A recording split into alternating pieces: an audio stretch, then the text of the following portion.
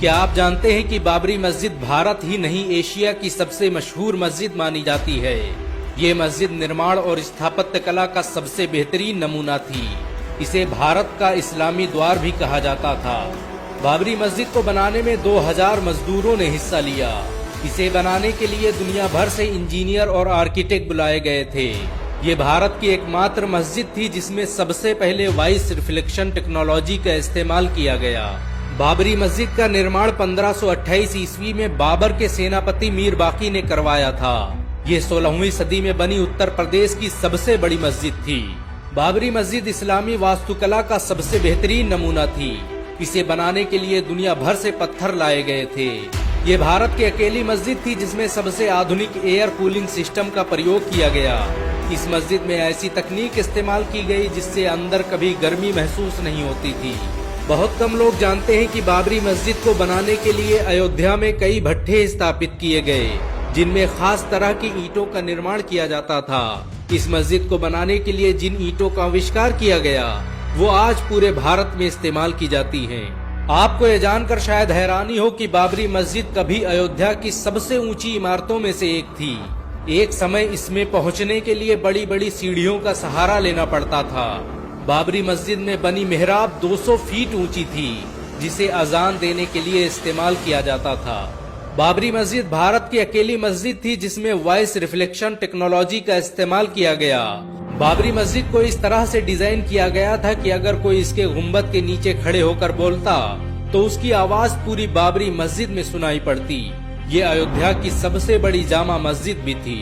अंग्रेज governor Lord William Bentinck भी बाबरी मस्जिद की तारीफ किए बिना न रह सका। इतिहासकारों की माने तो मीर बाकी ने बगदाद से वजू करने के लिए एक आधुनिक वाश बेसिन मंगवाया, जिस पर खड़े होते ही पानी निकलने लगता था। ये वाश बेसिन कई सालों तक बाबरी मस्जिद में इस्तेमाल किया जाता रहा। इसकी खोज मशहूर मुस्लिम वैज्ञानिक इस्माइल अल-जज़री ने की थी।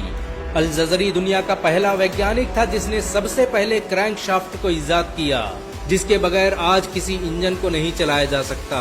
उसे फादर ऑफ रोबोटिक्स भी कहा जाता है। 3 गुंबदों पर बनी बाबरी मस्जिद में एक कुआं भी मौजूद था, जिसे शिफा वाला कुआं कहा जाता था। ये कुआं बाबरी मस्जिद के शहीद होने से पहले तक पानी देता रहा। 19वीं सदी तक इसे वजू करने के लिए इस्तेमाल किया जाता था। बाबरी मस्जिद के सहन में मौजूद इस कुएं का इस्तेमाल हर धर्म के लोग करते थे। बहुत कम लोग जानते हैं कि बाबर ने भारत में 4 मस्जिदें बनवाई, जिनमें एक बाबरी मस्जिद थी। घाघरा नदी के किनारे बनी इस मस्जिद को बनाने के लिए बाबर ने पत्थर काटने वाले 1500 इंजीनियर बुलाए थे। बाबर को आधुनिक टेक्नोलॉजी से बेपनाह मोहब्बत थी। उसने अपने दौर के सबसे आधुनिक हथियारों का इस्तेमाल किया। बारूद और तोप को बनाने की विधि बाबर ही भारत लेकर आया था। बाबर ने बाबरी मस्जिद में नमाज पढ़ाने के लिए इमाम भी नियुक्त किए, जो सदियों तक इस्लाम की तबलीग का काम करते रहे। बाबर ने बाबरी मस्जिद का निर्माण तो करवाया, लेकिन उसे देखने कभी अयोध्या नहीं आ पाया। बाबरी मस्जिद का निर्माण पूरा होते ही उसकी मौत हो गई। कहा जाता है कि बाबर अयोध्या को मुगल सल्तनत का सबसे ताकतवर केंद्र बनाना चाहता था। यही वजह है कि उसने पूरी ताकत लगाकर अवध रियासत को मुगल सल्तनत का हिस्सा बना दिया। अयोध्या को पहचान दिलाने में बाबरी मस्जिद का बड़ा किरदार रहा। ये निर्माण और स्थापत्य कला का सबसे बेहतरीन नमूना थी। इसके डिजाइन और स्ट्रक्चर को बाद में ताजमहल में इस्तेमाल किया गया। बहुत कम लोग जानते हैं कि बाबरी मस्जिद का निर्माण एक पहाड़ी पर किया गया था। ये पहाड़ी बाढ़ से बचने के लिए अवध प्रांत की सबसे सुरक्षित जगह थी।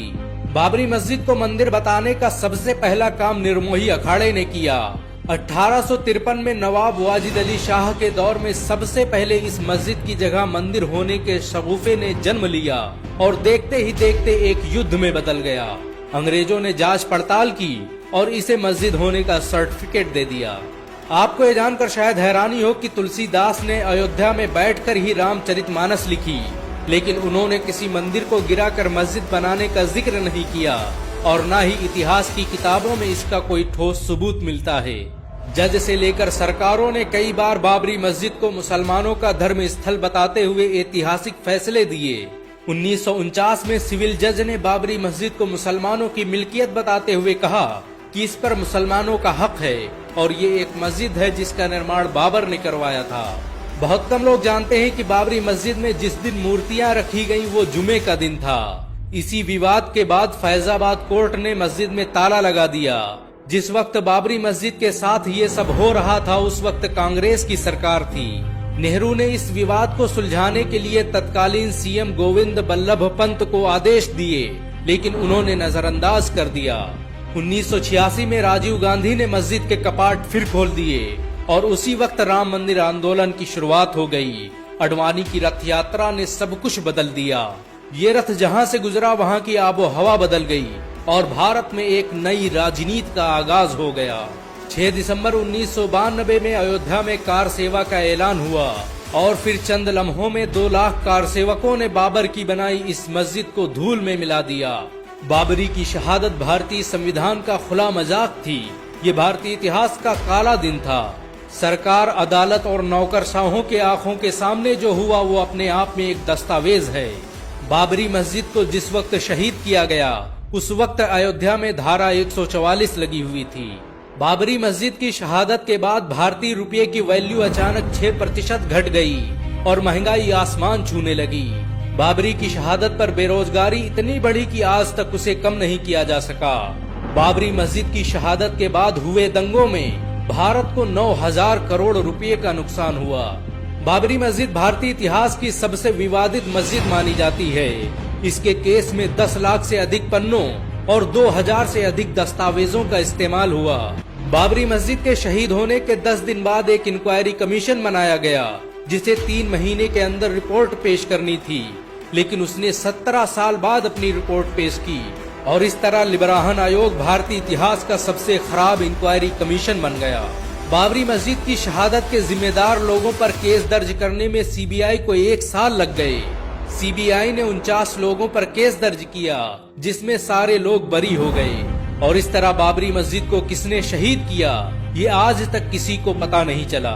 30 दिसंबर 2010 को इलाहाबाद हाई कोर्ट ने बाबरी मस्जिद पर फैसला सुनाया और उसे 3 हिस्सों में तकसीम कर दिया। मामला सुप्रीम कोर्ट पहुंचा तो उस जगह पर मंदिर बनाने का आदेश दे दिया गया। हालांकि सुप्रीम कोर्ट ने माना कि मस्जिद को शहीद करना गैर कानूनी था और ऐसा करने वाले सभी लोग अपराधी थे। मुसलमानों ने देश हित में सुप्रीम कोर्ट द्वारा दिए गए इस फैसले को भी कबूल कर लिया और दूसरी जगह 5 एकड़ जमीन लेने पर राजी हो गए। हालांकि कई मुस्लिम संगठनों ने इसकी पुरजोर मुखालिफत भी की। आपको ये जानकर शायद हैरानी हो कि बाबरी मस्जिद को शहीद करने वाले बहुत से लोग मुसलमान बन गए।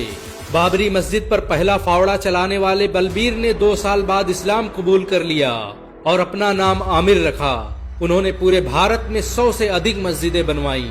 बाबरी मस्जिद भले ही शहीद हो गई लेकिन उसका इतिहास आज भी लोगों के दिलों में जिंदा है। बाबरी आज भी गर्व से अपने शौर्य और बलिदान की गाथा सुना रही है।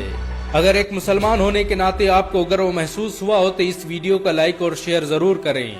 ऐसी और वीडियो को देखने के लिए हमारे चैनल को सब्सक्राइब करें, घंटा जरूर दबाएं।